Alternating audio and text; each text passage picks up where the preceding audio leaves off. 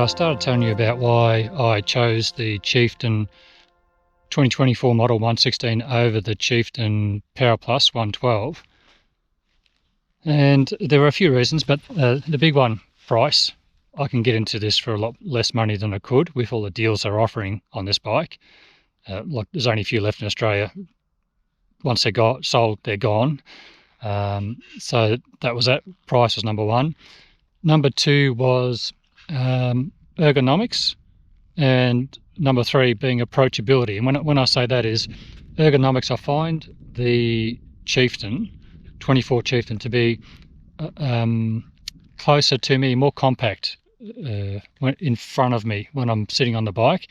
Handlebars are closer to me, and yeah, it just feels ergonomically more comfortable to me than the 2025 Challenger I rode. But the Chieftain's going to be much the same, I believe. Well, it's the same platform. Handlebars are going to be a little bit different, so that could change your riding position. But yeah, it felt like a smaller bike, if you like, to sit on.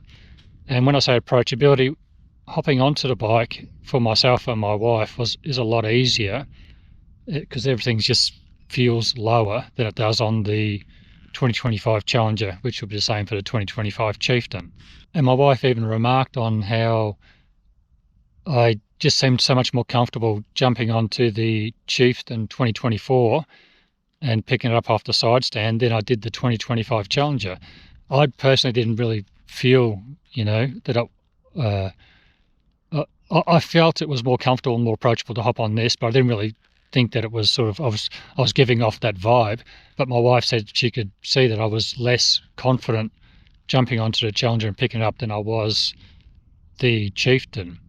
So it's interesting. I think it's because of its low centre of gravity and its balance. Having said that, the Challenger I found to be fine balance-wise as well. So riding once you got it moving. So that was interesting. So it's just a factor of those three things that made the decision easy to go for the 2024 Chieftain.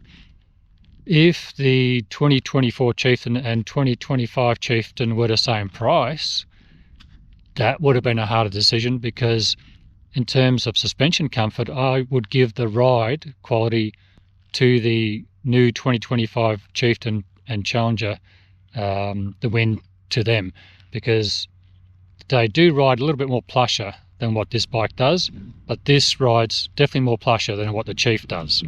So in terms of plushness, I'd give the win to the new 2025 Challenger Chieftain. Also seat comfort, out the box, the stock seat, I'd give the win to the new 2025 Challenger Chieftain as well, because it's just got a wider seat. It feels very similar in terms of foam and comfort to this, which is very good, but that extra width on that bike, I did appreciate more. Having said that, for an hour or so on this seat, it's very comfortable. I have no qualms. And again, I'm 6'1". I reckon if you're 5'9" or shorter, you'd probably be completely fine on the stock seat for extended distances. Probably, I don't know. I can't speak for you. But I have spoken to actually Phil. Actually, Phil, one of the guys that comes on the ride, he's got this model Chieftain with the stock seat, and yeah, he's very happy on it. Now he's about 5'9", I reckon. I'd estimate his height. So yeah, I think it'd be a case if you bought one of these, even if you bought it secondhand, try the stock seat, give it a good run, do a few 100 kilometres or miles on it, and then make a decision as to whether you need a new seat or not, because you might find especially with the backrest, that it's A-OK.